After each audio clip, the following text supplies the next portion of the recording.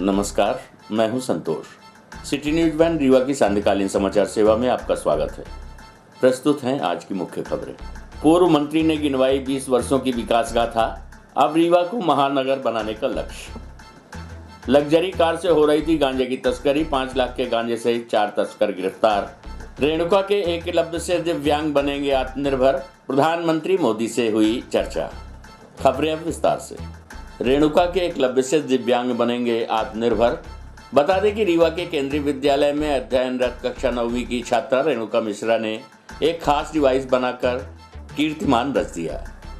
आपको बता दें कि रीवा की रेणुका मिश्रा दिल्ली में प्रधानमंत्री नरेंद्र मोदी की परीक्षा पे चर्चा कार्यक्रम में हुई शामिल। पीएम ने किया संवाद। एकलव्य डिवाइस के साथ रीवा की छात्रा रेणुका मिश्रा रीवा केंद्रीय विद्यालय की छात्रा ने तैयार की अनोखी डिवाइस। कहते हैं कि अगर मन में कुछ कर गुजरने का जज्बा हो तो हर मुश्किल काम आसान हो जाता है। ऐसे ही एक मुश्किल काम को आसान करके दिखाया है रीवा के केंद्रीय विद्यालय में अध्ययनरत कक्षा 9वीं की छात्रा रेणुका मिश्रा ने। 14 वर्षीय रेणुका मिश्रा ने एकलव्य दिव्यांग का साथी नाम की अनोखी डिवाइस तैयार की है, जिससे बिना हाथ पैर वाले दिव्यांग भी लैपटॉप को अपने पैरों से ऑपरेट कर सकेंगे। इस प्रतिभावान बच्ची की कार्यकुशलता और वैज्ञानिक सूझबूझ का समूचा देश अब तारीफ कर रहा है। साथ ही रीवा के केंद्रीय विद्यालय में पढ़ने वाली इस होनहार छात्रा को पीएम मोदी की परीक्षा में चर्चा कार्यक्रम में शामिल होने का अवसर भी प्राप्त हुआ। आपको बता दें कि केंद्रीय विद्यालय में अध्ययनरत कक्षा 9वीं की छात्रा रेणुका मिश्रा की एक वैज्ञानिक वाली सूझबूझ ने नया इतिहास रच दिया है। इस होनहार 14 वर्षीय छात्रा ने एक ऐसा डिवाइस तैयार किया जिससे बिना हाथ वाले दिव्यांग भी बड़ी आसानी से लैपटॉप को कंट्रोल कर सकेंगे। केंद्रीय विद्यालय की छात्रा ने कंप्यूटर में इस्तेमाल किए जाने वाले माउस की तरह ही एक नया डिवाइस बनाकर तैयार किया, जिसे बिना हाथ वाले दिव्यांग अपने पैरों के जरिए इस माउस यानी एकलव्य डिवाइस का इस्तेमाल कर लैपटॉप का संचालन कर आत्मनिर्भर बन सकेंगे। छात्रा की इस उपलब्धि के चलते अब उसे पीएम नरेंद्र मोदी की परीक्षा पे चर्चा कार्यक्रम में शामिल होने का अवसर प्राप्त हुआ। छात्रा की इस उपलब्धि से समूचा देश के अलावा प्रदेश और विंध्य भी गौरवान्वित हुआ है। दिल्ली के तालकटोरा स्टेडियम में प्रधानमंत्री नरेंद्र मोदी की परीक्षा पे चर्चा कार्यक्रम का आयोजन हुआ, जहां देश भर के होनहार छात्र छात्राएं शामिल हुईं। इन होनहार छात्र छात्राओं से पीएम मोदी सीधा संवाद किया। उनके द्वारा किए गए अद्भुत, अविश्वसनीय, अकल्पनीय कारनामे पे विस्तार से जाना। पीएम के परीक्षा पे चर्चा कार्यक्रम में रेणुका भी शामिल हुई। प्रधानमंत्री नरेंद्र मोदी की परीक्षा पे चर्चा कार्यक्रम का आयोजन दिल्ली के तालकटोरा स्टेडियम में आज सुबह 11 बजे प्रारंभ हुआ, जिसे देश के तमाम इलाकों से होनहार छात्र छात्राएं शामिल होकर पीएम मोदी से सीधा संवाद किया। परीक्षा पे चर्चा कार्यक्रम का लाइव प्रसारण शासकीय टीवी चैनलों के अलावा रीवा के केंद्रीय विद्यालय में वर्चुअली दिखाया गया। इसमें केंद्रीय विद्यालय रीवा में अध्ययनरत अन्य छात्राएं भी दिल्ली के तालकटोरा स्टेडियम में आयोजित कार्यक्रम को देखा और रेणुका की उपलब्धियों को जानकर उनसे प्रेरणा ली। आइए सुनते हैं केंद्रीय विद्यालय की शिक्षिका से प्राप्त जानकारी के अंश। ये बहुत हर्ष की बात है कि हमारे विद्यालय से रेणुका मिश्रा, जो कक्षा 9वीं की छात्रा हैं, उन्हें हमारे माननीय प्रधानमंत्री जी से संवाद का मौका हासिल हुआ। आज के कार्यक्रम परीक्षा पे चर्चा के दौरान वो छात्रा ने ATL लैब, जो नीति आयोग के तहत स्थापित किया गया है, वहाँ के सभी उपकरणों का उपयोग करते हुए उन्होंने एक बहुत ही अच्छा माउस बनाया है जो हाथों के बिना चल सकता है, जिसका उपयोग पैरों से किया जा सकता है। उस उपकरण का नाम है एकलव्य। इस माउस के द्वारा दिव्यांग लोगों की बहुत ज़्यादा मदद हो सकती है। तो यह उपकरण उनको उन तक संवाद के लिए ले जा पाया। कक्षा 9वीं की ये छात्रा इस साल तो गई ही है, पिछले वर्ष भी हमारे विद्यालय को यह उपलब्धि प्राप्त हुई। इसके साथ ही आज की एक और उपलब्धि जो प्राप्त हुई थी हमारे विद्यालय को, हमारे ही विद्यालय की कला शिक्षिका के द्वारा बनाई गई एक पेंटिंग भी वहाँ तालकटोरा स्टेडियम में डिस्प्ले हुई है। तो इस प्रकार हमारा विद्यालय आज विंध्य क्षेत्र के लिए, केंद्रीय विद्यालय संगठन के लिए बहुत ही हर्ष का विषय लेकर आया है। हम सभी इस बात से बहुत गौरवान्वित महसूस कर रहे हैं। रविता पाठक, PGT कंप्यूटर साइंस, केंद्रीय विद्यालय क्रमांक 1 रीवा। रीवा के सुपर स्पेशलिटी अस्पताल में डॉक्टर SK त्रिपाठी और उनकी टीम ने बनाया अनोखा रिकॉर्ड। 16 घंटे लगातार प्रोसीजर करने का बनाया रिकॉर्ड। पहली बार हुआ विंध्य रीजन में 30 सफल हार्ट प्रोसीजर। आपको बता दें कि सुपर स्पेशलिटी हॉस्पिटल लगातार रिकॉर्ड बनाती चली आ रही है। इस कड़ी में डॉक्टर एस.के. त्रिपाठी और उनकी टीम के द्वारा 16 घंटे लगातार प्रोसीजर करने का नया रिकॉर्ड बनाया है। पहली बार विंध्य रीजन में 30 सफल हार्ट प्रोसीजर किसी चिकित्सक और उनकी टीम द्वारा किया गया है। इनमें 18 एंजियोग्राफी और 12 एंजियोप्लास्टी भी शामिल हैं। Doctor S K. त्रिपाठी ने बताया कि 26 जनवरी गणतंत्र दिवस के अवसर पर विंध्य क्षेत्र के सर्वाधिक एंजियोप्लास्टी करने का और मरीजों के जीवन रक्षा का गौरव प्राप्त हुआ है। इससे बढ़कर खुशी एक हृदय रोग विशेषज्ञ चिकित्सक के लिए और कोई नहीं हो सकती। इन सभी प्रोसीजर को सफलतापूर्वक संपन्न कराने में cath lab technician Jayanarayan Mishra, Satyam Sharma, Manish, Suman, nursing staff और असिस्टेंट फैजल की अहम भूमिका रही। इनके बिना प्रोसीजर्स की कल्पना भी नहीं की जा सकती थी। Doctor S K. त्रिपाठी ने कहा कि मानव सेवा और उनके जीवन की रक्षा करना हमारा पहला कर्तव्य है, जिसका निर्वहन करते हुए हमें आगे बढ़ना है। ये बहुत ही खुशी की बात है कि अस्पताल प्रबंधन और हमारी टीम का मुझे पूरा सहयोग मिल रहा है, जिससे लोगों का जीवन बचाने में हमें सुविधा हो रही है। उन्होंने कहा कि आगे भी हमारा प्रयास रहेगा कि इससे अच्छी भी सेवाएं हम दे सकें। प्रस्तुत है डॉक्टर एस.के. त्रिपाठी से प्राप्त जानकारी के अंश। सुपर स्पेशलिटी अस्पताल में एक बार 16 घंटे तक ऑपरेशन किया गया। निरंतर कई ऑपरेशन किए गए। ये कैसे किए गए और कितनी टीम लगी हुई? बेसिकली ये 26 जनवरी के एक दिन पहले की बात है। एक साथ हार्ट अटैक के बहुत सारे मरीज एडमिट हुए थे और सबको प्रोसीजर्स की आवश्यकता थे, ट्रेस को ओपन करने की आवश्यकता थी, जिससे उनके हार्ट की कंडीशन को सुधारा जा सके, उनकी लाइफ को बचाया जा सके। अब चूँकि नेक्स्ट डे 26 जनवरी थी, छुट्टी वाला दिन था, तो डिले ज़्यादा हो जाता, इसलिए हमने प्लान किया कि सारे प्रोसीजर जो है, जो हार्ट अटैक के पेशेंट हैं उनका सबका प्रोसीजर जो है एक ही दिन में कंप्लीट किया जाए। तो उसका प्लान बनाया और करीब उस दिन हमने 18 एंजियोग्राफी और 12 एंजियोप्लास्टी की, तो टोटल 30 प्रोसीजर हमने किए। उसके लिए मॉर्निंग 9 से नाइट के 1 o'clock तक हमने काम किया लगातार। उसमें हमारे कैथ लैब टेक्नीशियन जयनारायण मिश्र, सत्यम, सुमन, मनीष और नर्सिंग स्टाफ और जो हमारा असिस्टेंट है फैजल, इन सब की महत्वपूर्ण भूमिका रही, क्योंकि सब ने प्रॉपर प्लानिंग के साथ और सब ने सहयोग दिया, तो इतने सारे प्रोसीजर हो पाए। और हमारे हिसाब से इतनी बड़ी संख्या में एक कंसल्टेंट द्वारा किए जाने वाला जो है ना, एक कंसल्टेंट द्वारा इतने सारे केस जो है पहली बार हुए हैं किसी हृदय रोग संस्थान में एमपी के, तो ये भी अपने रीवा के लिए एक बड़ी बात है। सर अब ऐसा ये आप है तो और जो स्टाफ है आपका सपोर्टिंग स्टाफ, उसके लिए मेंटली प्रिपरेशन कितनी ज़रूरी है इन चीज़ों में? कॉन्टीन्यू एक प्रोसेस है, 16 घंटे चल रहे हैं। बेसिकली सबको मेंटली साइकोलॉजिकली प्रिपेयर किया जाता है। सब लोगों को बताया जाता है कि लाइफ कितनी इम्पोर्टेंट है और उसको बचाने के लिए बचाने के बाद कितना मेंटल सेटिस्फेक्शन मिलता है। तो उसमें बेसिकली सारी टीम को उसके लिए जो है उसमें इन्वॉल्व करना होता है और सबको खुशी मिलती है अच्छा काम करके। अभी आपको हाल ही में सम्मानित भी किया गया है 26 जनवरी। जी। बेसिकली वो लीडलेस पेसमेकर किया था, वो प्रदेश का पहला लीडलेस पेसमेकर था, तो उसमें कलेक्टर सर ने भी हेल्प की थी हमारी, तो बेसिकली उसी के लिए सम्मानित किया गया था। अभी जो ये प्रोसीजर हुए हैं 26 की नाइट से पहले, तो अभी उनकी सभी पेशेंट की हालत कैसी कंडीशन? सारे ठीक हैं। उसमें से 10 एंजियोप्लास्टी के पेशेंट तो डिस्चार्ज भी हो चुके हैं, 2 अभी एडमिटेड हैं, कल तक वो भी डिस्चार्ज हो जाएंगे। सारे पेशेंट ठीक हैं। लग्जरी कार से हो रही थी गांजे की तस्करी, 5 लाख के गांजे सहित 4 तस्कर गिरफ्तार। डीआईजी नवनीत भसीन को मिली सूचना के बाद पुलिस और साइबर टीम ने घेराबंदी कर की कार्यवाही। आपको बता दें कि डीआईजी नवनीत भसीन को मिली मुखबिर से सूचना के बाद बीती देर रात जिले की लौर थाना पुलिस और साइबर सेल की टीम ने घेराबंदी कर एक कार में 4 गांजा तस्कर सहित तकरीबन 5 लाख कीमत का गांजा बरामद किया है। पकड़े गए तस्करों से पुलिस ने पूछताछ की है। इस दौरान जिले के मऊगंज और मनगांवा थाना क्षेत्र के कई गांजा तस्करों के नाम भी सामने आए हैं, जिनके संबंध में पुलिस एक सूची तैयार कर उनकी पतासाजी करेगी। आपको बता दें कि इस पूरी कार्यवाही को लेकर मिली जानकारी के मुताबिक डीआईजी नवनीत भसीन को बीती देर रात मुखबिर से सूचना मिली थी कि गांजे की खेप सीधी जिले से मऊगंज की ओर ले जाई जा रही है।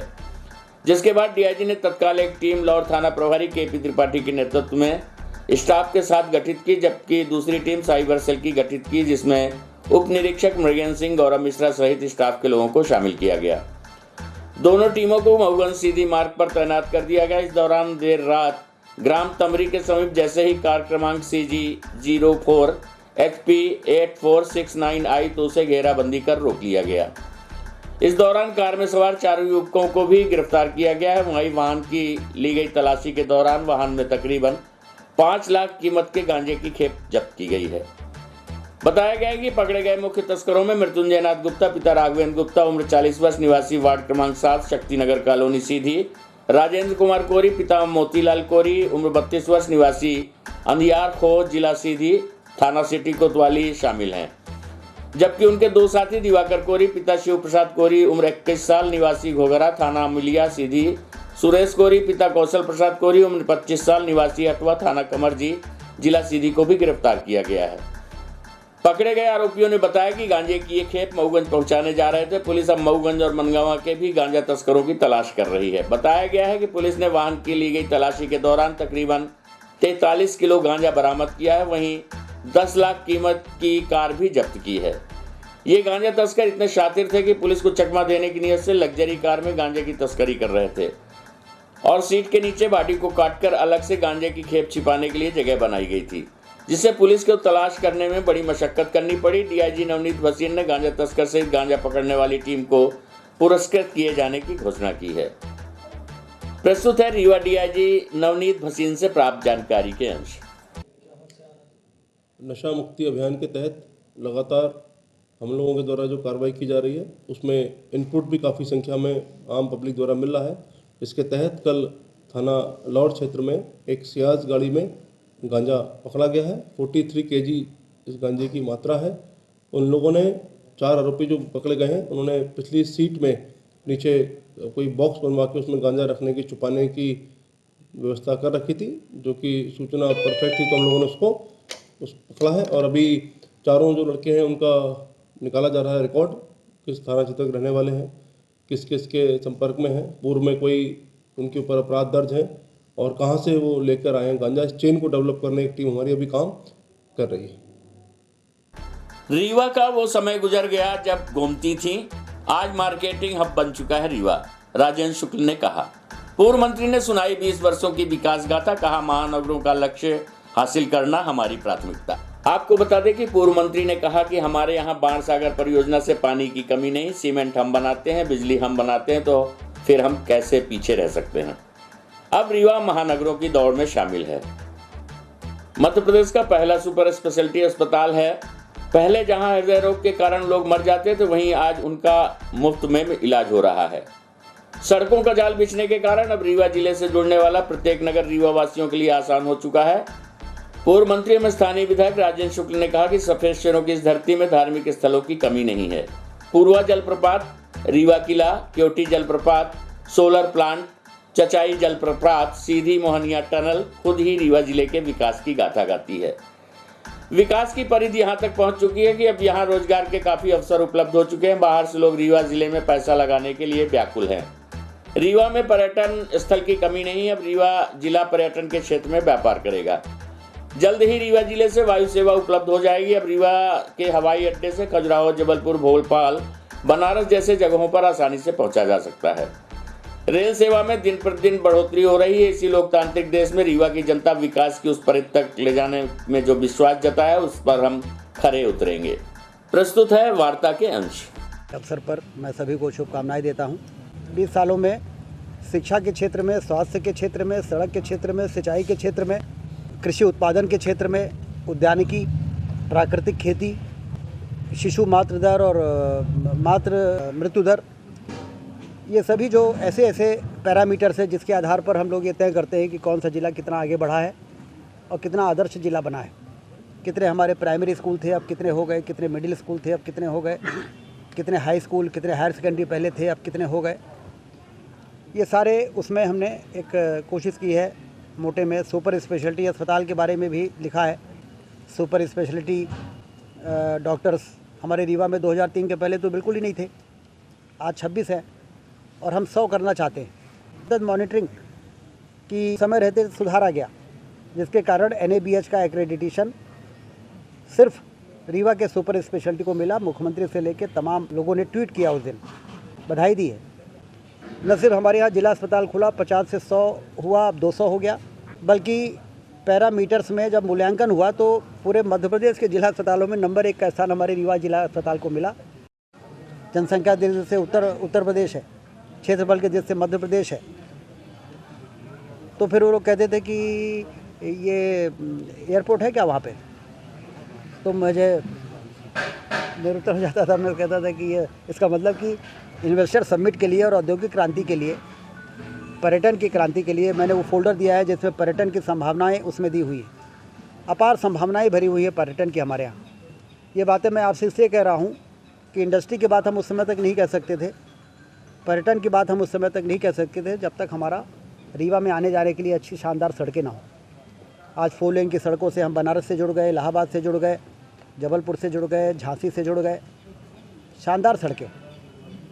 और बड़े बड़े होटल्स भी, यदि छोटे छोटे होटल बने हैं तो बड़े होटल भी बन रहे हैं। रेडिसन हो रहा है, सायाजी आ गया है, हमारे और भी बहुत सारे रीवा के ही नागरिकों ने बड़े बड़े होटल बनाने शुरू कर दिए हैं। तो इसलिए अब हम रीवा की मार्केटिंग करने की पोजीशन में आ गए। अब रीवा में आकर्षित करने के लिए हमारे पास यदि वाटरफॉल्स हैं, हमारे पास यदि भैरवनाथ जी का बहुत भव्य प्रतिमा है जो कहीं नहीं है, हमारे यहाँ यदि मुकुंदपुर वाइट टाइगर सफारी है, यदि हमारे यहाँ 3 नेशनल पार्क हैं जो रीवा में लोग उतरे, रीवा में रुके और फिर वो बांधवगढ़ भी जा सकते हैं, संजय गांधी टाइगर रिजर्व भी जा सकते हैं, पन्ना तक जा सकते हैं। अब हमें टूरिज़्म की क्रांति और औद्योगिक क्रांति लाने के लिए अब हमारे पास बेसिक इंफ्रास्ट्रक्चर हवाई अड्डे को छोड़ के बन गया है। और हवाई अड्डा भी 206 करोड़ रुपए परसों शासन के से कलेक्टर के खाते में आ गया है। 308 एकड़ ज़मीन एयरपोर्ट अथॉरिटी को हम दे रहे हैं। आज हम उनका एग्रीमेंट भी कर रहे हैं, लीज एग्रीमेंट एयरपोर्ट अथॉरिटी का और कलेक्टर का। पैगंबर मोहम्मद साहब के खिलाफ फिर अभद्र टिप्पणी, आरोपी पर कार्यवाही की उठी मांग। मुस्लिम समाज के लोग पहुंचे पुलिस अधीक्षक कार्यालय, कार्यवाही को लेकर सौंपा ज्ञापन। आपको बता दें कि मध्य प्रदेश के इंदौर जिले में एक बार फिर पैगंबर मोहम्मद साहब के ऊपर अभद्र टिप्पणी करने का मामला मुस्लिम समाज को आक्रोशित कर रहा है। रीवा में मुस्लिम समाज के लोगों ने आरोपियों पर कार्यवाही की मांग को लेकर पुलिस अधीक्षक कार्यालय में ज्ञापन सौंपा है।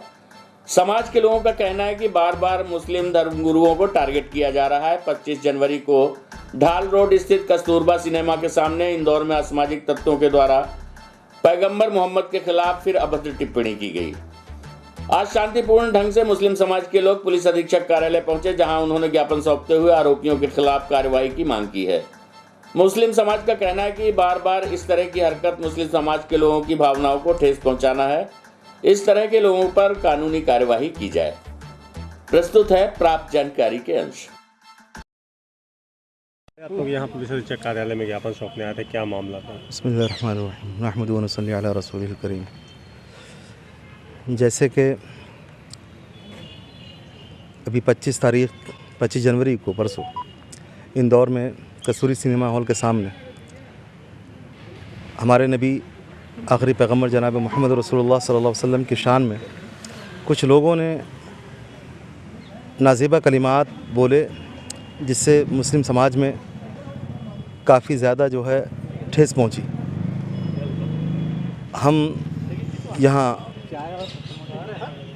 ज्ञापन देने के लिए हाजिर हुए थे, तो हमने ज्ञापन एडिशनल एसपी साहब को सौंप दिया है और हम ये मांग करने के लिए हाजिर हुए थे कि ऐसे लोगों पर सख्त से सख्त कार्रवाई की जाए, क्योंकि पहले भी बहुत सारे लोगों ने हमारे नबी की शान में गुस्ताखियाँ की और ज़बान से गंदे गंदे कलिमात, भद्दे कलिमात बोले। तो हम ये मांग करने के लिए हाजिर हुए हैं कि उन पर सख्त कार्रवाई की जाए, ताकि आगे को कोई भी ऐसा कदम कोई शख्स ना उठाए। और कोई भी शख्स अगर किसी भी धार्मिक, चाहे वो ग्रंथ को लेकर हो, चाहे किसी की धार्मिक भावनाओं से खिलवाड़ करे, तो ऐसे लोगों पर सख्त कानून बनाया जाए और सख्त कार्रवाई की जाए। इसलिए हम हाजिर हुए।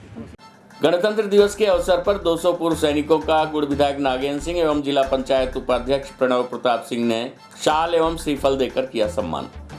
आपको बता दें कि गणतंत्र दिवस के पावन पर्व पर श्रीजी वृंदावन परिसर में सम्मान समारोह का आयोजन किया गया, जिसमें लगभग 200 सेना से रिटायर्ड एवं सेना से जुड़े लोगों को सम्मानित किया गया। साथ ही हर वर्ष इस तरह का सम्मान समारोह आयोजित किए जाने की बात भी कही गई। इस अवसर पर उपाध्यक्ष प्रणव प्रताप सिंह ने कहा कि सेना के भूतपूर्व सैनिकों के द्वारा शिक्षा जगत में सक्रिय योगदान दिए जाने की बात की गई है, जिससे सरहदों पर जान जोखिम में डालने वाले लोग अब समाज में शिक्षा के क्षेत्र में सहयोग करने की मंशा जाहिर की है। वहीं गुड़ विधायक नागेंद्र सिंह ने कहा कि सैनिकों का सम्मान करने का गौरव जिसको मिलता है वो बहुत भाग्यशाली होता है। उन्होंने बताया कि सैनिकों के सम्मान की शुरुआत ब्रिगेडियर स्वर्गीय A.K. श्रीवास्तव के द्वारा की गई थी तथा उन्होंने पूरे जिले में भूतपूर्व सैनिकों का एक संगठन बनाया था जो पूरे रीवा जिले में सक्रिय भूमिका निभाता रहा है तथा उन्होंने पूरे जिले में भूतपूर्व सैनिकों का एक संगठन चलाया था जो पूरे रीवा जिले में सक्रिय भूमिका निभाता रहा है तथा समाज एवं गरीबों की सेवा हेतु पूर्व सैनिकों का संगठन हमेशा आगे रहा है। प्रस्तुत है जिला पंचायत उपाध्यक्ष प्रणव प्रताप सिंह एवं गुड़ विधायक नागेंद्र सिंह से प्राप्त जानकारी के अनुसार। ये कितने सैनिकों को सम्मान किया गया और कैसे इसकी शुरुआत हुई? देखिए, देश के सैनिकों का सम्मान करने का गौरव जिसको प्राप्त हो वो बहुत भाग्यशाली है। उन भाग्यशालियों में मैं भी आज शामिल हो गया। प्रणव जी ने ये कार्यक्रम आयोजित किया। रीवा में इसकी परंपरा अभी स्वर्गीय ब्रिगेडियर A.K. श्रीवास्तव जी ने डाली थी और पूरे ज़िले का उन्होंने एक संगठन भूतपूर्व सैनिकों का चलाया था जो काफ़ी एक्टिव रहा सोशल वर्क में, गरीबों की मदद करने में और राजनीतिक रूप से मुझे भी गुड़ क्षेत्र के तमाम भूतपूर्व सैनिकों का पूरा सहयोग और आशीर्वाद मिला। उसके लिए मैं सबका बहुत बहुत आभारी हूँ। किया गया है, इसकी शुरुआत कैसे हुई है और आगे क्या रूपरेखा होगी इसकी? आज यहाँ पर रिपब्लिक डे के दिन 26 जनवरी को एक सम्मान समारोह हम लोग ने यहाँ पर किया है। क्लोज टू 200 सेना से रिटायर्ड या जो भी पर्सनल है, जो एक्टिव पर्सनल है, वो यहाँ पर आए थे।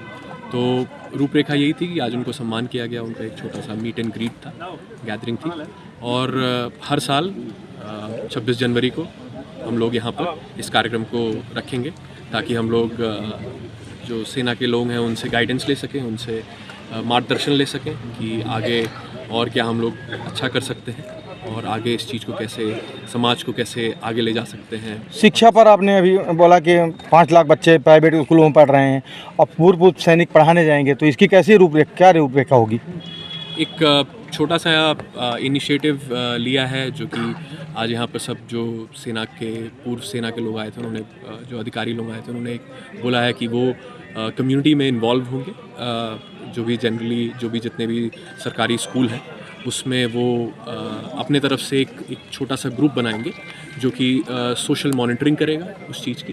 वो जाके उसको वहाँ पर मॉनिटर करेगा, देखेगा और एक्चुअली उनको एनकरेज करेगा कि कैसे टीचर्स को ज़्यादा अच्छे से वो अपना पढ़ाएं और स्टूडेंट्स को कि वो ज़्यादा अच्छे से पढ़ें। इट मोस्टली विल बी एक सोशल इनिशिएटिव। आज की खबरों में बस इतना ही। कल फिर हाजिर होंगे कुछ नई खबरों के साथ।